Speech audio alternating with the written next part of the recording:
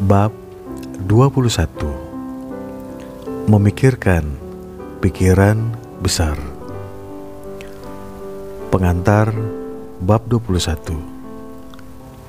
Saya merasa terhormat untuk melampirkan pelajaran bab 21 ini.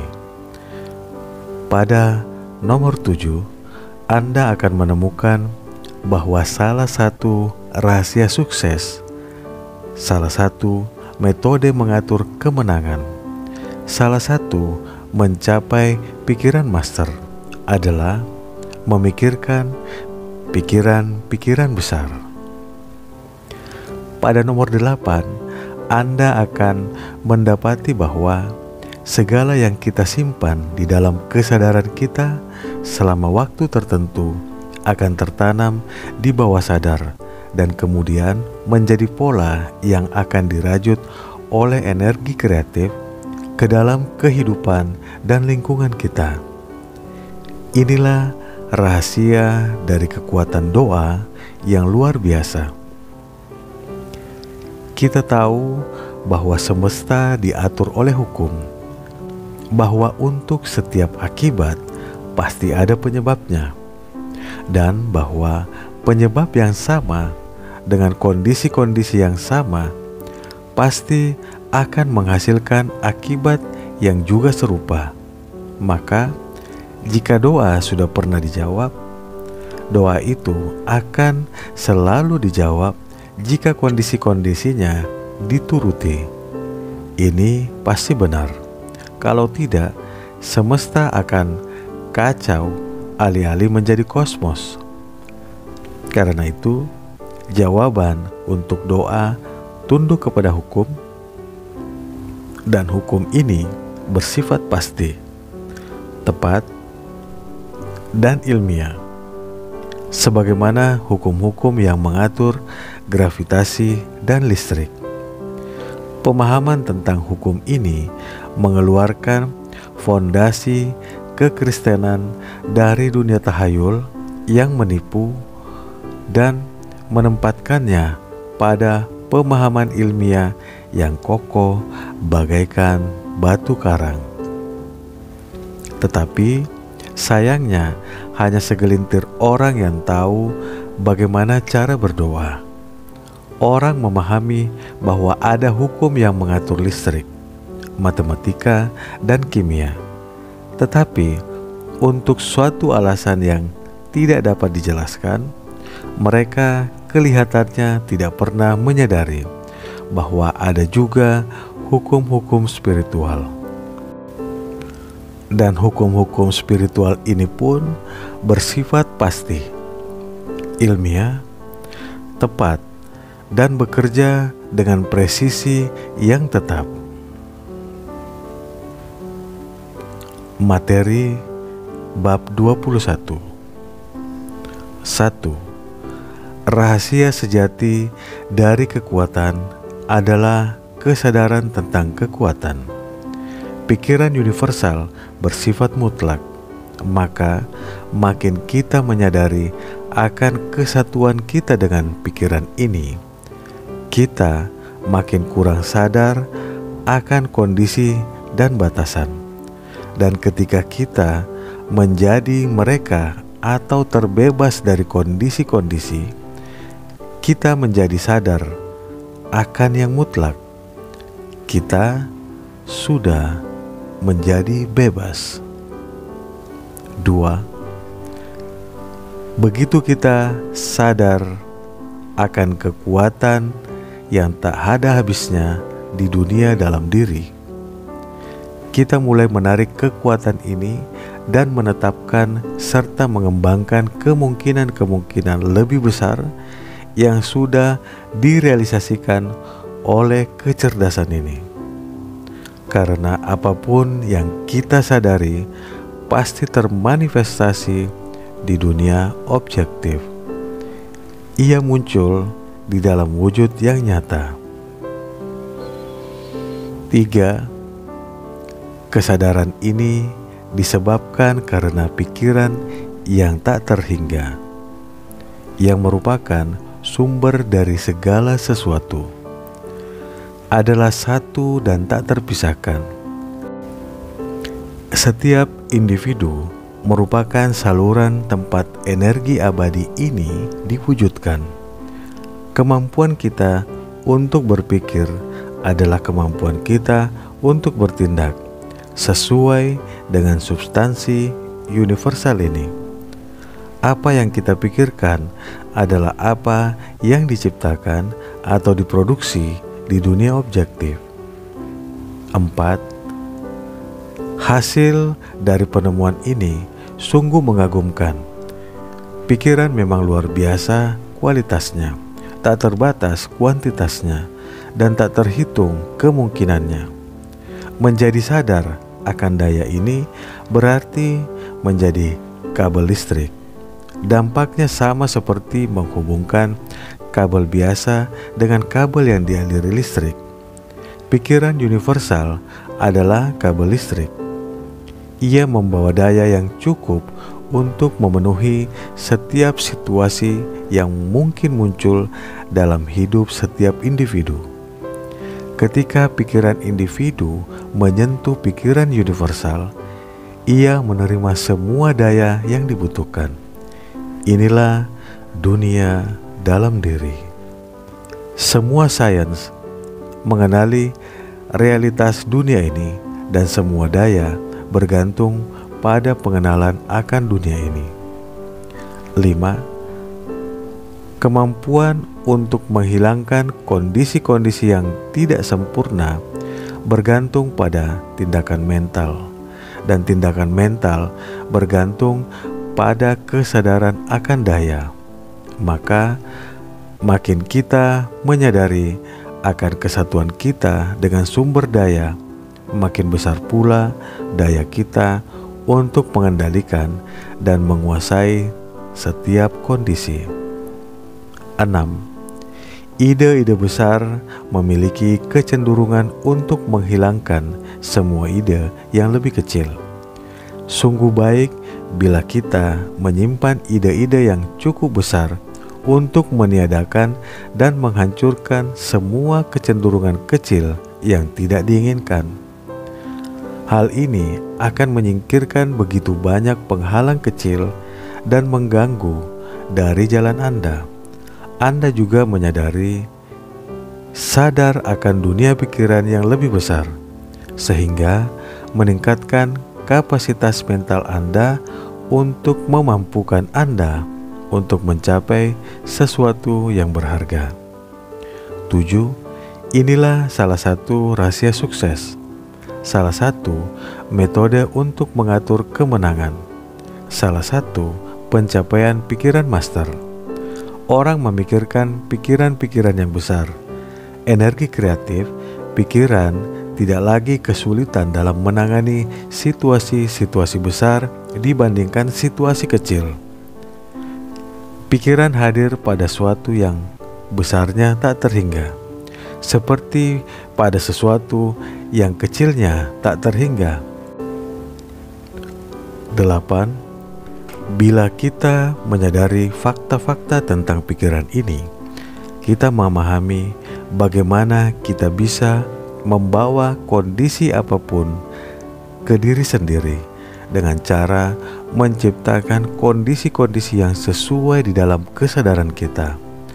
Segala sesuatu yang disimpan dalam jangka waktu tertentu di dalam kesadaran akhirnya akan tertanam di bawah sadar dan kemudian menjadi pola yang dirajut oleh energi kreatif ke dalam kehidupan dan lingkungan individu. 9. Dengan cara inilah kondisi-kondisi dihasilkan. Kita mendapati bahwa kehidupan kita hanyalah refleksi dari pikiran-pikiran kita yang mendominasi dan sikap mental kita. Dengan demikian, kita melihat bahwa ilmu berpikir benar merupakan ilmu yang istimewa, bahwa ilmu ini mencakup semua ilmu lain.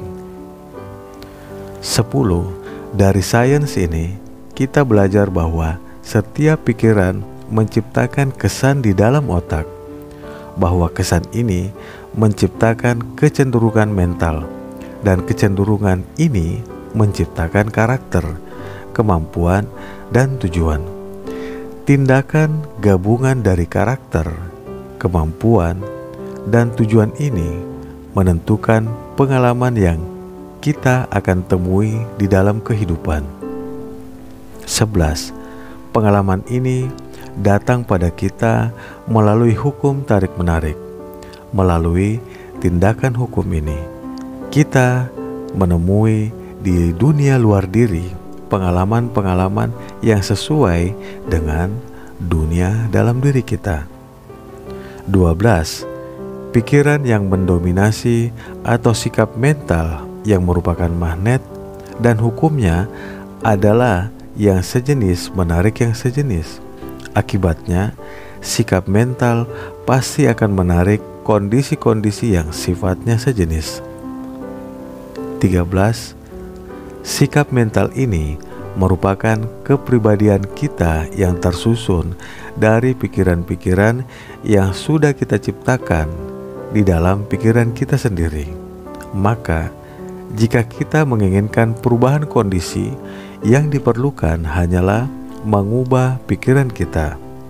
Hal ini akan mengubah sikap mental kita, yang kemudian akan mengubah kepribadian kita, yang selanjutnya akan mengubah orang, benda, dan kondisi atau pengalaman yang kita temui di dalam kehidupan. 14. Meskipun demikian, sikap mental tidak mudah untuk diubah. Namun, dengan usaha yang gigih, hal ini dapat dicapai. Sikap mental dipolakan mengikuti gambaran mental yang sudah difoto di dalam otak.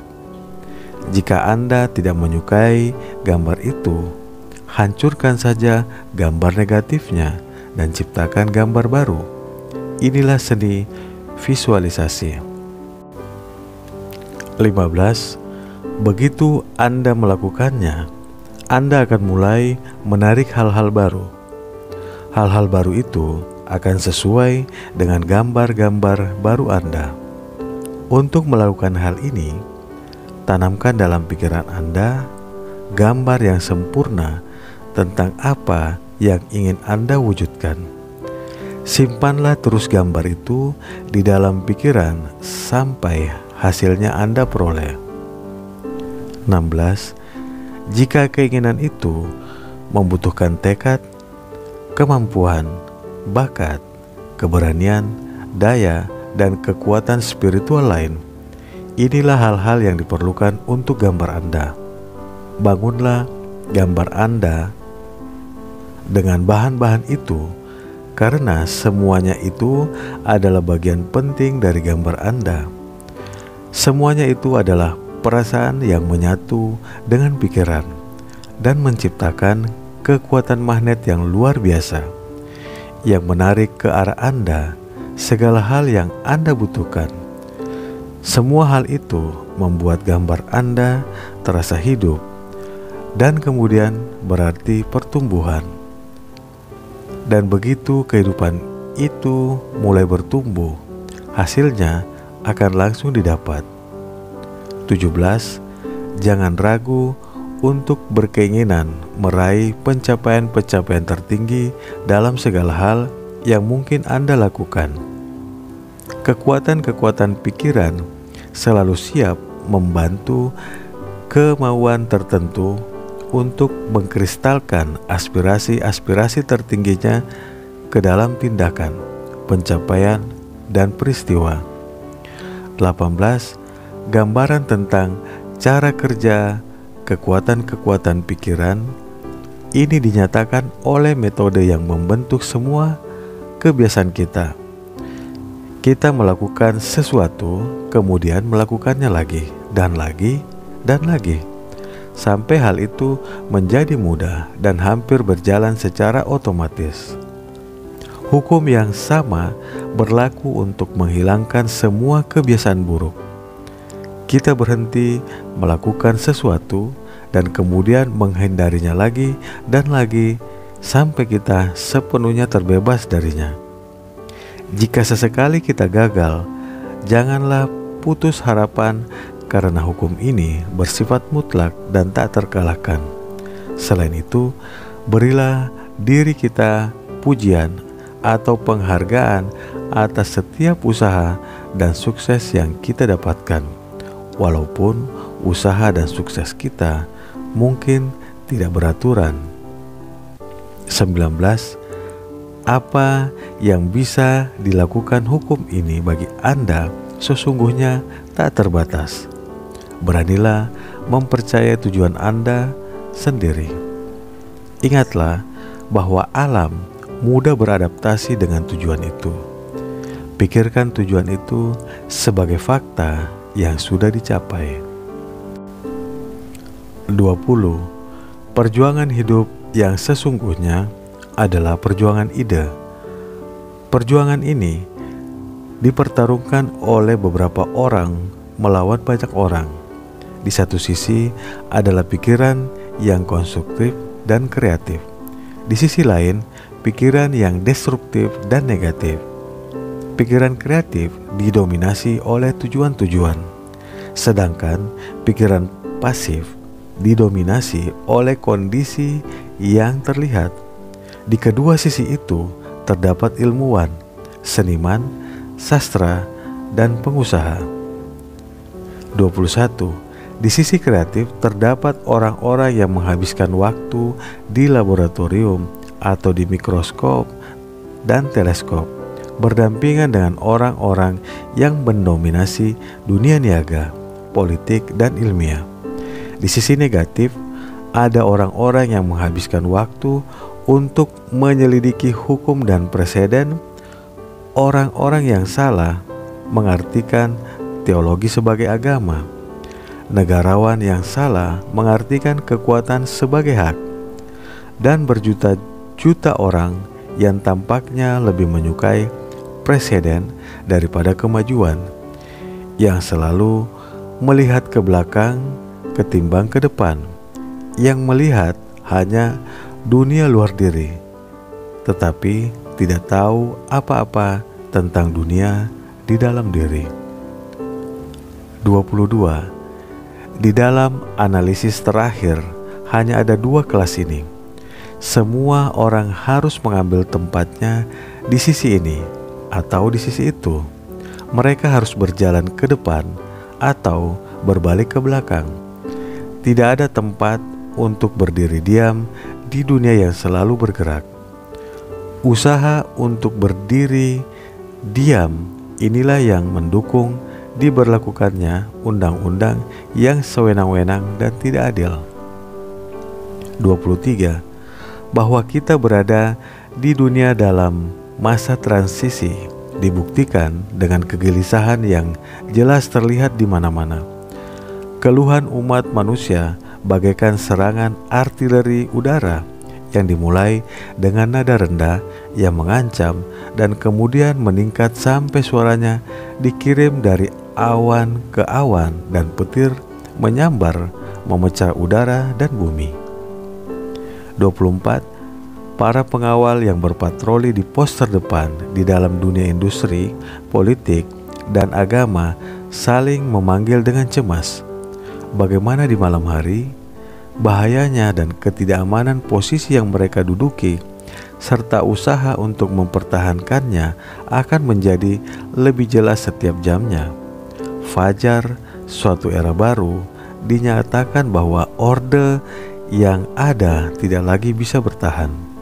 25. Masalah antara orde lama dan orde baru, inti masalah sosial, merupakan pertanyaan tentang keyakinan di pikiran orang-orang tentang sifat semesta. Jika mereka menyadari bahwa kekuatan transenden dari spirit atau pikiran kosmos ada di dalam diri setiap individu, maka hukum bisa disusun untuk mempertimbangkan kebebasan dan hak orang banyak ketimbang hak-hak istimewa segelintir orang. 26. Selama orang-orang menganggap kekuatan kosmik sebagai kekuatan non-manusiawi yang asing bagi umat manusia, akan mudah bagi suatu kelompok istimewa untuk berkuasa dengan mengatasnamakan hak yang agung, walaupun ada proses tentang sentimen sosial. Kepentingan demokrasi yang sesungguhnya adalah mengagungkan, membebaskan, dan mengenali keagungan spirit manusia, dan mengenali bahwa semua kekuatan berasal dari dalam diri, bahwa tidak ada manusia yang memiliki kekuasaan lebih besar daripada manusia lainnya, kecuali jika kekuasaan itu didelegasikan kepadanya dengan sukarela. Orde Lama berusaha meyakinkan kita bahwa hukum lebih unggul daripada perbuatan hukum. Disinilah letak kunci kejahatan sosial dari setiap keistimewaan dan ketidaksetaraan personal, pelembagaan doktrin fatalitis tentang pemilihan yang agung. 27. Pikiran agung adalah pikiran universal. Pikiran ini tidak membuat perkecualian. Ia tidak pilih kasih. Ia tidak bertindak berdasar kecenderungan impulsif atau bertindak atas dasar kemarahan, kecemburuan, atau kemurkaan. Ia juga tidak bisa disanjung, dibujuk, atau digerakkan oleh simpati atau petisi untuk menyediakan manusia dengan kebutuhan yang menurutnya diperlukan demi kebahagiaan atau keberadaannya. Pikiran agung tidak membuat perkecualian dengan bersikap pilih kasih terhadap satu individu.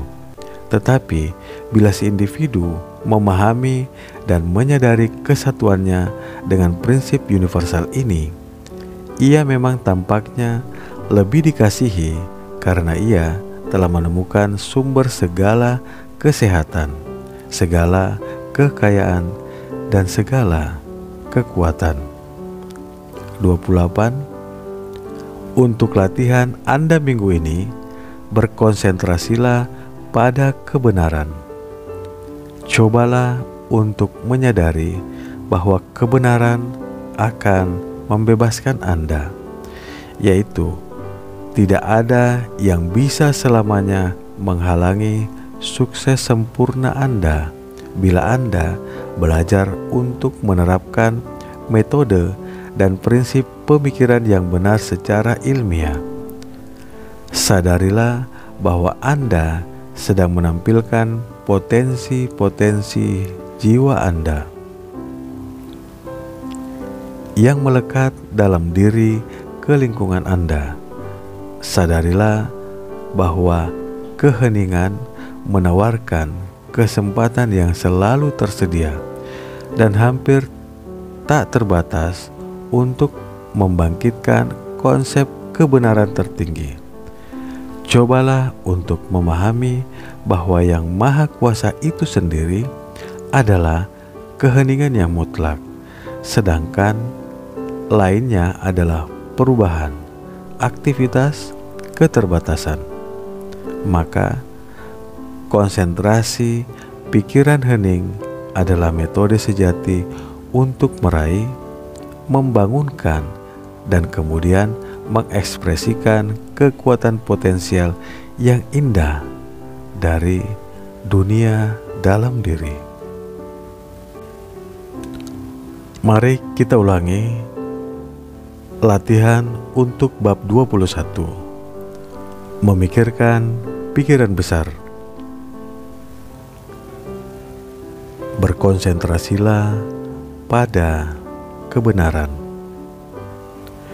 Cobalah untuk menyadari bahwa kebenaran akan membebaskan Anda, yaitu tidak ada yang bisa selamanya menghalangi sukses sempurna Anda bila Anda belajar untuk menerapkan metode dan prinsip pemikiran yang benar secara ilmiah. Sadarilah bahwa Anda sedang menampilkan potensi-potensi jiwa Anda yang melekat dalam diri ke lingkungan Anda. Sadarilah bahwa keheningan menawarkan kesempatan yang selalu tersedia dan hampir tak terbatas untuk membangkitkan konsep kebenaran tertinggi. Cobalah untuk memahami bahwa yang Maha Kuasa itu sendiri adalah keheningan yang mutlak, sedangkan lainnya adalah perubahan, aktivitas, keterbatasan. Maka konsentrasi pikiran hening adalah metode sejati untuk meraih, membangunkan, dan kemudian mengekspresikan kekuatan potensial yang indah dari dunia dalam diri. Selanjutnya, tanya jawab bab 21. 1. Apa rahasia sejati dari kekuatan? Kesadaran akan kekuatan, karena apapun yang kita sadari pasti termanifestasi di dunia objektif dan dimunculkan menjadi ekspresi yang nyata. 2. Apakah sumber kekuatan ini? Pikiran universal yang Maha Esa dan tak terbagi. Disinilah segala sesuatunya berasal. 3. Bagaimana kekuatan ini dimanifestasikan? Melalui individu.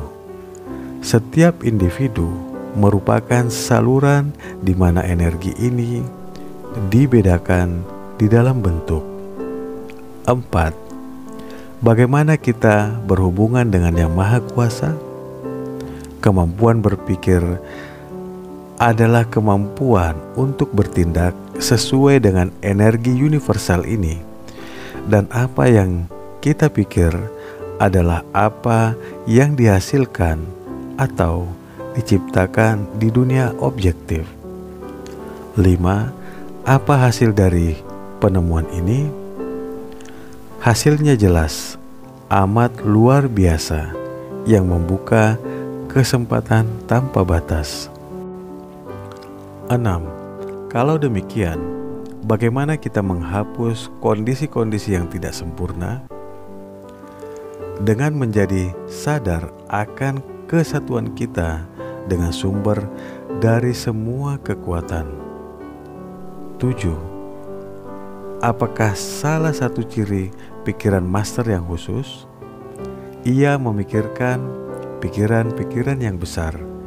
Ia memelihara ide-ide yang cukup besar untuk meniadakan dan menghancurkan semua penghalang remeh yang mengganggu. 8. Bagaimana pengalaman datang kepada kita? Melalui hukum tarik-menarik. 9. Bagaimana hukum ini dijalankan? Dengan sikap mental kita yang mendominasi. 10. Apa masalah antara orde lama dan orde baru? Masalah keyakinan sehubungan dengan sifat semesta. Orde lama berusaha bertaut pada doktrin fatalitis tentang pemilihan agung. Orde baru mengenali keagungan individu dan demokrasi umat manusia. Demikian pembahasan kita untuk bab 21. Kita lanjut pada pembahasan minggu depan. Salam sehat, sukses, penuh kebahagiaan.